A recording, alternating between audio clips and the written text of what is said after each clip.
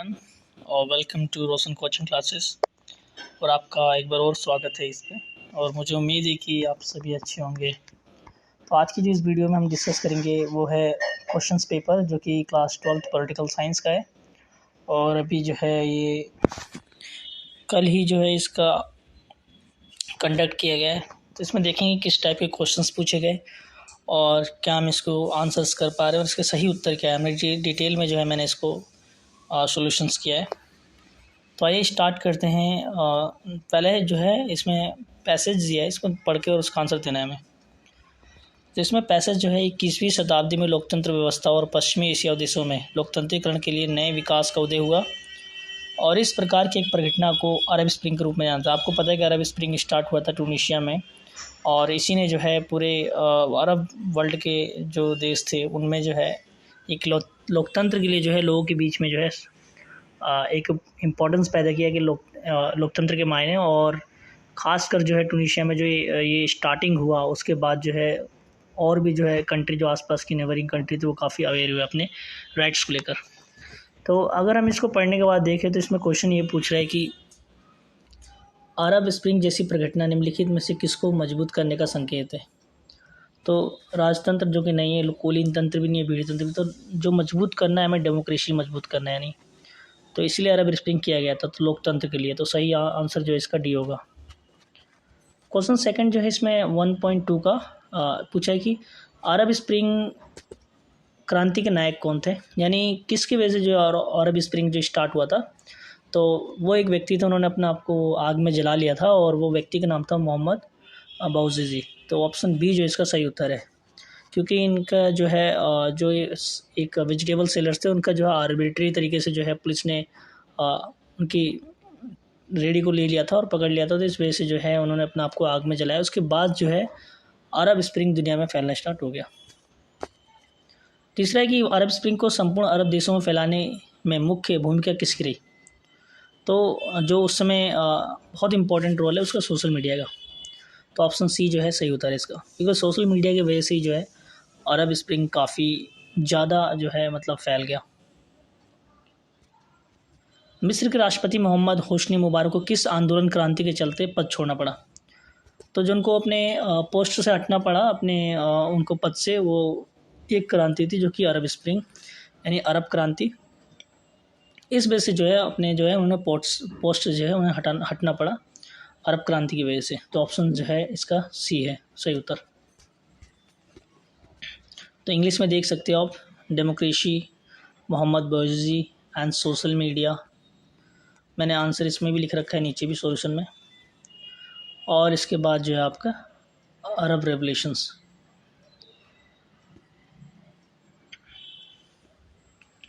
Next question जो है इसको अगर पैसेज पढ़े तो आपको समझ में आएगा कि नीति जो आयोग है उसके बारे में बात की जा रही है, यानी जो काफ़ी इम्पोर्टेंट है नीति आयोग। तो आपको पता है कि प्लानिंग कमीशंस के बाद यानी योजना आयोग के बाद जो है नीति आयोग लाया गया प्राइम मिनिस्टर मोदी के द्वारा, और जो है इसके बारे में क्वेश्चंस पूछा गया है।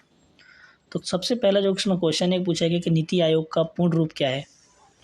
तो इसका फुल फॉर्म पूछ रहा है कि नीति आयोग क्या है। तो जो इसका सही आंसर है वो ऑप्शन ए है, क्योंकि national institution for transforming India जो इसका सही आंसर है नीति आयोग का।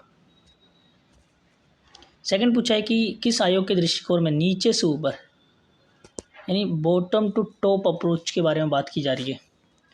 तो ये जो बॉटम टू टॉप अप्रोच है ये नीति आयोग के द्वारा लागू किया गया है, और नीति आयोग आने के बाद जो है बॉटम टू टॉप अप्रोच लागू कर रही है। जबकि प्लानिंग कमीशन क्या था, टॉप टू बॉटम था। तो इसमें सेकंड यही पूछा है कि योजना किस आयोग के दृष्टिकोण में ऊपर से नीचे यानी टॉप टू बॉटम नीतियों को बनाकर लागू करने का इम्प्लीमेंटेशन किसके द्वारा, मतलब टॉप टू बॉटम किसके द्वारा लागू किया गया। तो इसका ऑप्शन जो है डी होगा, योजना आयोग।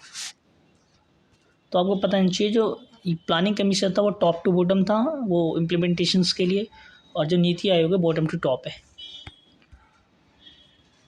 नेक्स्ट क्वेश्चन पूछा है इसमें कि नीति आयोग के पदेन सभापति कौन होते हैं। तो एक्स ऑफिशियो जो चेयरमैन होते हैं नीति आयोग के वो होते हैं हमारे प्राइम मिनिस्टर, तो भारत के प्रधानमंत्री होते हैं। तो प्लानिंग कमीशन के भी जो चेयरमैन थे वो कौन थे, आपके प्राइम मिनिस्टर थे, और जो नीति आयोग के एक्स ऑफिशियो चेयरमैन होते हैं वो भी भारत के प्रधानमंत्री होते हैं यानी प्राइम मिनिस्टर। तो ये आंसर देख सकते हो ए इसका, और इसका फिर सेकंड वाले का जो है आपका बी, 2.3 का जो है ऑप्शन डी, और 2.4 का जो हो गया ऑप्शन सी। तो मैंने नीचे भी लिख रखा है आंसर इसका। नेक्स्ट जो है इसको पढ़ के दोबारा आंसर देना है, और इसमें जो है इस बार जो क्वेश्चन का आंसर देना है वो ऑप्शन में नहीं है, बल्कि इसको ब्रीफली समझाना है। तो 3 नंबर का पूछा है, 3 नंबर का टोटल 6 मार्क्स का क्वेश्चन है ये। पूछा कि समूची मानवता को सुरक्षा की जरूरत है, उपरोक्त कथन को ध्यान में रखते हुए सुरक्षा की अपारंपरिक धारणा को समझिए। आपको पता है कि सुरक्षा जो है इसको 2 भागों में बांटा गया था, पारंपरिक और अपारंपरिक, है ट्रेडिशनल और नॉन ट्रेडिशनल। तो पहला तो ये पूछा है कि आपको बताना है कि नॉन ट्रेडिशनल मतलब सुरक्षा की बात की जा रही है सिक्योरिटी की, वो क्या है। और दूसरा इसमें पूछा गया कि विश्व स्तर पर विभिन्न देशों के अतिरिक्त व्यक्ति और समुदायों को खून खराबों से बचाने और मानवता की सुरक्षा करने हेतु कौन से वैश्विक संगठन काम कर रहे हैं, यानी कौन से ऑर्गेनाइजेशन है जो काम कर रहे हैं ह्यूमन सिक्योरिटी के लिए, जो कि जिससे कि जो ब्लड शेड ना हो, लोग आपस में मारकाट ना करें। तो इंटरनेशनल लेवल पे कौन कौन से ऑर्गेनाइजेशन काम कर रहे हैं, इसके बारे में आपको सेकंड वाले में बताना है। तो जैसे कि पहले वाले की अगर बात करें तो पहले अपारंपरिक के बारे में बताना है, नॉन ट्रेडिशनल के बारे में। तो ये जो है बाहरी खतरों के साथ साथ जो है जो खुद की खतरे होते हैं जो सरकार के भीतर, वो भी जो है मतलब नॉन ट्रेडिशनल के अंदर आते हैं। और इसमें जो है जैसे कि आतंकवाद एक खतरा है, ये भी क्या एक नॉन ट्रेडिशनल जो है, एक टेररिज्म जो है एक थ्रेट है सिक्योरिटी का, और इससे जो है पूरे वर्ल्ड को जो है मतलब थ्रेट होता है। और जनसंख्या बढ़ रही है, ये भी एक नॉन ट्रेडिशनल सिक्योरिटी थ्रेट का जो है एक कंपोनेंट है। तो ये बताने के बाद जो है सेकंड वाले में जो पूछा था जैसे कि कौन से ऑर्गेनाइजेशन काम कर रहे हैं, तो बहुत सारे ऑर्गेनाइजेशन जो है इंटरनेशनल पे काम कर रहे हैं ह्यूमन सिक्योरिटी को लेकर, जैसे कि यूनाइटेड नेशन ऑर्गेनाइजेशन, अंतर्राष्ट्रीय संगठन UNHRC, United nation human right commission, amnesty international जो आपको पता ही है मानव अधिकारों की रक्षा के लिए काम करता है, ग्लोबल राइट हो गया, ह्यूमन राइट वॉच हो गया जो मानव अधिकारों की रक्षा को देखता है, मतलब रिपोर्ट भी तैयार करता है। तो इस तरीके से बहुत सारे इंटरनेशनल ऑर्गेनाइजेशन हैं जो कि इंटरनेशनल लेवल पर काम कर रहे हैं ह्यूमन सिक्योरिटी के लिए। नेक्स्ट यही पढ़ने के बाद जो है क्वेश्चन जो है पूछा है कि मूल निवासी कौन होते हैं, और इसका डेफिनेशन क्या दिया गया था संयुक्त राष्ट्र संघ में 1982 में। और सेकंड ये पूछा है कि मूल वासियों की सुरक्षा के लिए विश्व स्तर पर कौन से प्रयास किए गए। तो सेकंड में ये बताना है कि जो इंडिजिनियस पीपल है उनके लिए कौन कौन से ऑर्गेनाइजेशन या फिर कौन कौन से एफर्ट किए गए हैं वर्ल्ड लेवल पे, और ये आपको सेकंड वाला बताना है। तो जैसे फर्स्ट वाली की बात करें तो इसमें जैसे कि इसमें मैंने यहाँ लिख रखा है डेफिनेशंस जो यूनाइटेड नेशन ने दिया था, वो आप इसको देख लीजिए, और इंग्लिश में भी लिख दिया है। और साथ में जो है कौन सा ऑर्गेनाइजेशन काम करे, तो आईलो जो है काफ़ी इंपॉर्टेंट इंटरनेशनल लेबर ऑर्गेनाइजेशन, जो मैं लेबर ने लिखा है यहाँ पे। इंटरनेशनल लेबर ऑर्गेनाइजेशन जो है ये भी एक इम्पॉर्टेंट ऑर्गेनाइजेशन है जो कि इंडिजिनस पीपल के राइट्स के लिए काम कर रहा है। ठीक है, सेकंड वाले में जैसे कि मैंने बताया कि उसमें एफर्ट क्या किया कि ग्लोबल लेवल पर, जैसे कि 1982 में क्या किया था, working group of indigenous population को स्टेबलाइज किया गया था, इन्हें बनाया गया था। उसके साथ साथ जो है इंटरनेशनल इंडिजिनस पीपल डे बनाया जाता है, और इंटरनेशनल ईयर भी जो है घोषित किया गया था, यानी प्रोक्लेम किया गया था यूएनओ के द्वारा। तो ये सब जो है काफ़ी इंपॉर्टेंट एफर्ट जो है वर्ल्ड लेवल पे किए गए। और भी काफ़ी ऑर्गेनाइजेशन है जो इंडिजिनस पीपल के राइट्स के लिए काम करती है। 55.1 में यही बोला है कि जो ये कार्टून जो हमने देखा था, ये कार्टून ही किसके कार्टून है ये, तो आपको जैसे पता है कि स्टार इसमें दिख रहे हैं। तो स्टार जो है 12 स्टार हमने पता था, हमने पढ़ा होगा कि उसमें जो है यूरोपीय संघ के झंडे के अंदर था। तो ये यूरोपीय संगठन है जो कि मतलब इसके बारे में इसमें दिखाया गया है। इसकी पूछ रहा है कि ये कौन से काम में जो है विफल रहा, कौन से काम में फेल हुआ। तो ऑब्वियसली आपको पता है कि फिजिकल जो बर्डन है वो यूरोपियन यूनियन के अंदर जो कंट्री है वो काफ़ी ज़्यादा है वहाँ पे। और ख़ासकर एक मुद्दा है ब्रेक्जिट का, जो हाल ही में जो है ब्रिटेन जी हट गया, ब्रिटेन जो है यू से निकल गया है। तो इसको भी जो है कंसोलिडेट करने में जो है फेल रहा यूरोपियन यूनियन। तो ये सब आप आंसर लिख देते तो ऑब्वियसली आराम से कर लेते। फिर ये पूछ रहा है पश्चिमी देशों में 12 की संख्या को किस बात को दर्शाते हैं। तो जैसे कि आपने देखा था कि 12 क्या सिग्निफाई करता है, उसके बारे में आपको समझाना था। नेक्स्ट क्वेश्चन ये पूछ रहा है कि प्रथम खाड़ी युद्ध जो है यूनाइटेड नेशन ने फर्स्ट गल्फ वॉर में मिलिट्री जो ऑपरेशन अपनाया गया था उसमें उसका नाम क्या था। तो इसका जो नाम था वो ऑपरेशन डेजर्ट स्टॉर्म था। तो ऑपरेशन डेजर्ट स्टॉर्म जो है उसका नाम था, जो हमने जो संयुक्त राष्ट्र संघ ने जो है उसका नाम दिया था प्रथम खाड़ी युद्ध का। ठीक है। उसके बाद जो है संयुक्त राष्ट्र संघ व्यवस्था पर लगभग 70 सालों तक यानी 70 ईयर्स तक किस पार्टी ने जो है डोमिनेट कर रखी थी वहाँ पे सोवियत यूनियन में। तो जैसे कि आपको पता है कि कम्युनिस्ट पार्टी वहाँ पे एक इकलौती पार्टी थी जो 70 सालों तक जो है वहाँ पे डोमिनेट कर रही थी। तो जिसका सही उत्तर ऑप्शन सी होगा।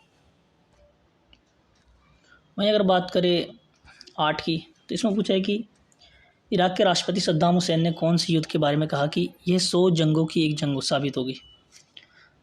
तो उन्होंने जो है प्रथम खाड़ी युद्ध जो हुआ उसके बाद जो है ये बात कही और 100 जंगों की एक जंग होगी, राष्ट्रपति सद्दाम हुसैन ने ये बात कही थी। तो ऑप्शन जो है सी इसका सही आंसर होगा। और अरब स्प्रिंग की शुरुआत कहाँ हुई, जैसे कि मैंने आपको बताया कि अरब स्प्रिंग की शुरुआत जो है टूनिशिया से स्टार्ट हुई और शुरू में ही, तो टूनिशिया जो इसका सही उत्तर होगा। और मैंने जो है लेक्चर भी इस पर बनाया है अरब स्प्रिंग के ऊपर, अगर आपको देखना तो वो देख सकते हैं। और बाकी जो और भी चैप्टर हैं हिस्ट्री और पॉलिटिकल साइंस के, वो भी जो है उसके बारे में भी जो है मैं आप लगातार MCQ बनाऊंगा और इम्पोर्टेंट जो भी टॉपिक है उसके बारे में डिस्कस करेंगे। तो आप लोग जुड़े रहिए चैनल से, कुछ ना कुछ आपको बेनिफिट मिलता ही रहेगा। पूछा कि साप्टा जो है मतलब उस पर कब साइन हुआ। तो साइन जो है 2004 में हुआ, लेकिन जो इफेक्ट में है 2006 में है। तो ऑप्शन दोनों ही दे रखा है, लेकिन आपको ध्यान रखना है कि साइन पूछे इसमें, तो 2004 में इसको साइन किया गया था। जबकि इफेक्ट की बात करें तो 2006 में आया था इफेक्ट में। और कभी कभार फुल फॉर्म भी जैसे पूछ लेते हैं, south Asia free trade area, ये इसका फुल फॉर्म है, तो आपको पता होना चाहिए। जैसे कि इसमें पूछा है कि नेक्स्ट 11 में कि द्वीपीय देश मालदीव सल्तनत से कब आज़ाद हुआ। तो इसका जो सही आंसर है 1965 के आसपास जो है इसको मतलब आज़ाद हो गया था सल्तनत से, तो ये आंसर होगा। वैसे नेक्स्ट क्वेश्चन जो पूछा है इसमें, जो charter of league of nation is sine by, तो कितने देशों ने जो है charter of league of nation पे साइन किया था। वैसे तो जैसे कि अगर बात करें यूनाइटेड नेशन पे चार्टर पे, तो 50 अबव देशों ने जो है साइन किया था, लेकिन वही लीग ऑफ नेशन के बारे में जहाँ मेरे को इन्फॉर्मेशन मिल रही है वो 842 के आसपास जो है देशों ने साइन किया था। लेकिन आप उसको और अच्छे से जाने के लिए सर्च मार लेना। क्वेश्चन नंबर 13 की ओर चलते, इसमें पूछा है कि जो अंतर्राष्ट्रीय न्यायालय में न्यायाधीश का चुनाव होता है, यानी इंटरनेशनल कोर्ट ऑफ जस्टिस में, वो कितने सालों के लिए होता है। तो 9 ईयर्स के लिए जो है उनका टर्म होता है और 9 ईयर्स के लिए उनको चुना जाता है। उसके बाद पूछा है कि सुरक्षा परिषद के 5 स्थायी सदस्यों को कौन सा अधिकार प्राप्त है। तो जो परमानेंट मेंबर है उनको यूनाइटेड नेशन में सिक्योरिटी काउंसिल में आपको पता है वीटो पावर मिला हुआ है, और ये 5 देशों को मिला है। बड़े बड़े जो भी देश हैं जैसे कि America, China, Russia, France, Britain, ये सब ऐसे देश हैं जिनको जो है वीटो पावर मिला हुआ है।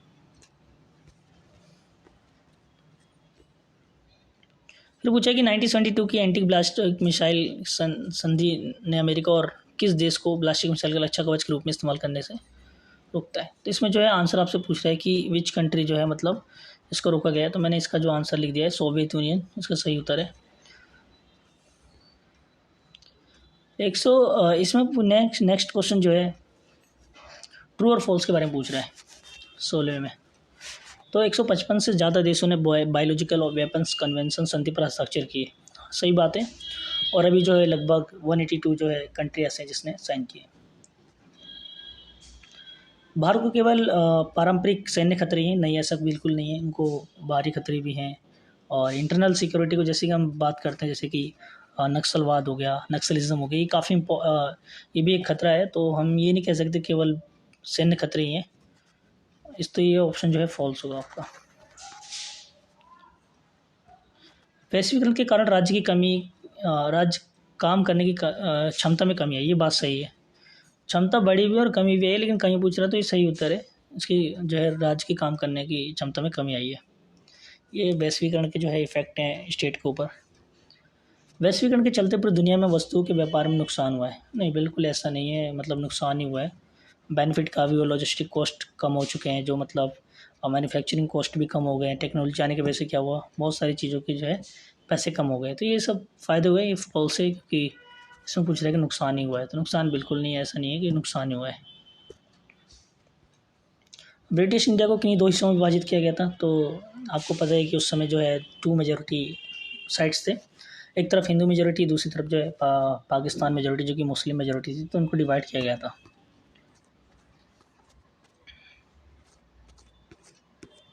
नेक्स्ट क्वेश्चन है रजाकार कौन होते थे। तो रजाकार कौन होते थे, हैदराबाद की बात कर रही हैं इसमें। तो आपको पता है कि रजाकार ब्रिटिश राज्य के तहत हैदराबाद राज्य में मुस्लिम राष्ट्रवादी मजलिस इत्तेहादुल मुस्लिमीन पार्टी के अर्धसैनिक बल थे, तो ये जो रजाकार होते थे। उसके बाद पूछा है कि दक्षिण एशिया के उन 2 देशों के नाम लिखे जिन्हें लोकतंत्र सैनिक शासन दोनों रहा है। तो जैसे कि आपको पता है कि पाकिस्तान सबसे इम्पोर्टेंट कंट्री है जहाँ पे जो है मतलब दोनों ही चीज़ रहा है, चाहे सैनिक शासन हो चाहे वो लोकतंत्र हो। म्यांमार में भी आज हाल ही में आपको पता है कि अभी जो है म्यांमार में सैनिक शासन का रूप ले रखा है, और वहाँ पे भी जो है एक समय था जब वहाँ पे लोकतंत्र स्थापित था। तो दोनों ही ऐसे देश है जहाँ दक्षिण एशिया के जहाँ पे सैनिक और लोकतंत्र दोनों ही का शासन रहा है। आपको फिर क्वेश्चन ये पूछता है कि संयुक्त राष्ट्र संघ के कोई 2 मुख्य कार्य लिखिए। आपको पता है कि जो उनके कार्य हैं maintain international peace, security and protect human right, यानी मानव सुरक्षा करना और मानवता की सुरक्षा करना, साथ में जो है अंतर्राष्ट्रीय लेवल पे सिक्योरिटी को और पीस को जो है मेंटेन करना है।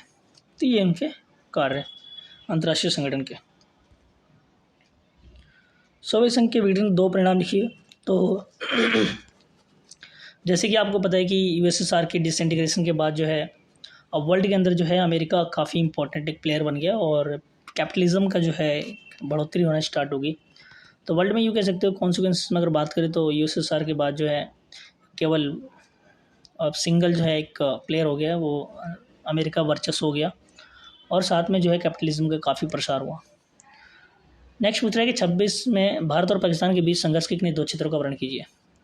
तो 2 एरियाज़ बताने हमें कौन से ऐसे डिस्प्यूट एरियाज़ हैं जो इंडिया पाकिस्तान के बीच में। तो एक तो आपको पता है ये बॉर्डर इशू हो गया, इंपॉर्टेंट है, और एक खासकर हो गया आपका कश्मीर इशू। कश्मीर को भी लेकर काफ़ी ज़्यादा है जो है उनके बीच में प्रॉब्लम होती है। इसके अलावा जो है टेररिज्म भी है, जो आपस में इनके बीच में जो है एक आतंकवाद को लेकर भी काफ़ी झड़प होती रहती है, और काफ़ी बार जो है मतलब प्रॉब्लम देखने को मिलता है।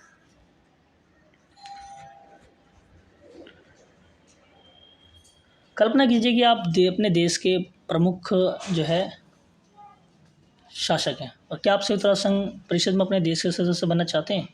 आपको कौन से मापदंडों को पूर्ण करना होगा? यानी आपको ये पूछा है कि यूनियन सिक्योरिटी काउंसिल का अगर आपको मेंबर बनना है तो कौन से क्राइटेरिया को मीट करना पड़ेगा? ऑब्वियसली हम भी क्लेम करते हैं कि हम लोग भी जो है यूनाइटेड नेशंस सिक्योरिटी काउंसिल के जो है मेंबर बन सकते हैं, because we are largest democratic country, और हम जो है ह्यूमन राइट्स को प्रोटेक्ट करते हैं, साथ में जो है उसकी रिस्पेक्ट करते हैं, और हम जो है साथ में जो है बजट में भी जो है कंट्रीब्यूट करते हैं यूनाइटेड नेशंस के। तो बजट में भी आपको कंट्रीब्यूट करना पड़ेगा। यूएन पीस कीपिंग फोर्स, उसमें भी जो है हम कंट्रीब्यूट करते हैं। तो ये सभी चीज़ें जो है मेन इंपॉर्टेंट चीज़ें जो है अगर आप लिखोगे तो इसका आंसर एकदम सही होगा, और यही चीज़ इसमें पूछ रहा है कि आपको मेंबर बनने के लिए क्या क्या करना पड़ेगा। इसके अलावा जो है ये भरने वाला है, आप इसको खुद ही कर लीजिएगा, बहुत आसान है। नेक्स्ट पूछा है कि यूरोपीय संघ की विशेषता को विस्तारपूर्वक लिखिए। तो डिटेल में देना है कि यूरोपियन यूनियन के बारे में। आप पहले क्या करना कि यूरोपियन यूनियन के बारे में बता देना कि इसकी स्थापना कब हुई, और फिर उसके क्या क्या उद्देश्य ऑब्जेक्टिव है, ये सब आप अगर बता दोगे तो ये आंसर कंप्लीट हो जाएगा। 3 शॉर्ट्स कमिंग बताना सार्क का। जैसे कि आपको पता है कि शॉर्ट्स कमिंग में काफ़ी सार्क के बारे में जब हम डिस्कस करते हैं तो पाकिस्तान और इंडिया का काफ़ी इंपॉर्टेंट रोल हो जाता है इसके अंदर, और वो उन्हीं की वजह से जो है सार्क ज़्यादा रिलेवेंट नहीं रहा। पाकिस्तान का सबसे बड़ा मुद्दा ये है कि जो है आतंकवाद को ख़त्म नहीं कर रहा है, और उसकी वजह से जो है सार्क की जो है बैठक भी नहीं होती। तो इंडिया जो है बैठक में भाग नहीं लेता बिकॉज ऑफ पाकिस्तान जो है अपनी जो मीट नहीं करता जो भी एक इंडिया की तरफ से कहा गया है। तो इफ़ेक्टिव यही है कि डायलॉग करना चाहिए इनको आपस में मिलकर, और जो भी इनके इश्यूज़ उस पर रिजोल्व करना चाहिए उस बैठ करके, क्योंकि डायलॉग नहीं होगा और डिस्कशन नहीं होगा, अगर मीटिंग नहीं करेंगे फ्रिक्वेंटली तो इश्यूज़ ठीक नहीं होगा, क्योंकि पोटेंशियल बहुत ज़्यादा है और एक तरीके से आइडेंटिटी की तरह काम करते हैं साउथ एशिया का। तो इन लोगों को आना चाहिए साथ में, और जो है आगे बढ़कर जो है अपनी जो भी इकोनॉमिक और सोशल सिक्योरिटी को लेकर बातें उसको आगे बढ़ाना चाहिए। तो ये सब आप इसमें एक्सप्लेन कर सकते हो। 3 पॉलिटिकल इफेक्ट पूछ रहा है, मतलब राजनीतिक प्रभाव क्या है वैश्वीकरण के। तो आप बता देना वर्ल्ड के अंदर क्या क्या इफेक्ट हुए पॉलिटिकल इफेक्ट ग्लोबलाइजेशन के, आप इजीली बता सकते हो। फिर इकोनॉमिक इम्पैक्ट पूछ रहा है, वही आपको बताना है कि ट्रेड में क्या हुआ, और लॉजिस्टिक कॉस्ट कम हो गई, ट्रेड जो है मोर एफिशिएंट हो गया, ठीक है, बॉर्डरलेस इकोनॉमी होगी। अब कोई भी इंसान जो है इसलिए जो कहीं भी जा सकता है अपने आपको पता माइग्रेशन काफ़ी बढ़ गया है, लोग दूसरे देशों में कमाने के लिए जा रहे हैं just because of the globalization, ये सब हो रहा है। फिर इसमें पूछ रहा है कि नीति आयोग का रोल बताना है क्या है, और what was the rational for establishment of NITI Aayog in the place of planning commission India. तो ये बताना आपको कि प्लानिंग कमीशन की जगह पे नीति आयोग क्यों बनाया गया। तो यही रीज़न है कि मतलब ये ज़्यादा एफिशिएंट नहीं रहा, मतलब चीज़ों को लेकर, जैसे कि मैंने बताया कि इसका जो अप्रोच था वो था टॉप टू बॉटम था, लेकिन इसका तो अप्रोच था बॉटम टू अप्रोच। तो ये सब चीज़ें आपको लिखना है, और एफिशिएंट नहीं रहा, जो भी चीज़ों को मतलब सही तरीके से इफेक्टिव वे से लागू नहीं कर पाया। तो इसकी जो है खामियां बतानी है नीति आयोग और प्लानिंग कमीशन की, और इनके बारे में बताने कि नीति आयोग क्यों मतलब जो है ज़्यादा इफेक्टिव रहा, इसको ज़रूरत क्या पड़ी इसको नीति आयोग को बनाने की प्लानिंग कमीशन की जगह पे। नेक्स्ट लास्ट क्वेश्चन ये पूछ रहा है कि स्वतंत्रता प्राप्ति के बाद भारत की अर्थव्यवस्था में सक्षम कौन कौन सी प्रमुख चुनौतियाँ थी। तो उनके जो समक्ष मतलब इंडिया के सामने जो चैलेंजेस थे वो बहुत बड़े बड़े चैलेंज नहीं थे, वो 3 बहुत बड़े चैलेंज माने जाते हैं वैसे। जैसे कि डेमोक्रेसी को स्टेबलाइज़ करना, जैसे अभी भी आज़ाद हुआ है तो डेमोक्रेसी मेंटेन करना बहुत इंपॉर्टेंट है, ये कहा था। सिमिलर डेवलपमेंट होना चाहिए सभी कम्युनिटी के बीच में, चाहे वो किसी भी ग्रुप के बिलोंग करते हो। साथ में जो है मतलब इक्वल जो है मतलब डेवलपमेंट होना चाहिए, यानी इक्वलिटी मेंटेन होना चाहिए। ये सब जो है बहुत बड़ी बड़ी चुनौतियाँ थी। तो ये 3 चुनौतियाँ सबसे इम्पोर्टेंट जो किताब के अंदर भी लिखी हुई है। डेमोक्रेसी को स्थापना करना, डेमोक्रेसी बनाना, सिमिलर डेवलपमेंट यानी समरूप विकास होना चाहिए, एंड समानता स्थापन होना चाहिए यानी इक्वलिटी पैदा होनी चाहिए। तो ये सब चीज़ें जो है एक चैलेंज था किसके सामने, इंडिया के सामने। तो मुझे उम्मीद है कि आपको ये समझ में आ गया होगा ईज़िली, और काफ़ी आसान है, ज़्यादा कठिन नहीं है, और इसको अगर समझे तो आई होप आपको ये अच्छा लगेगा। Thank you so much.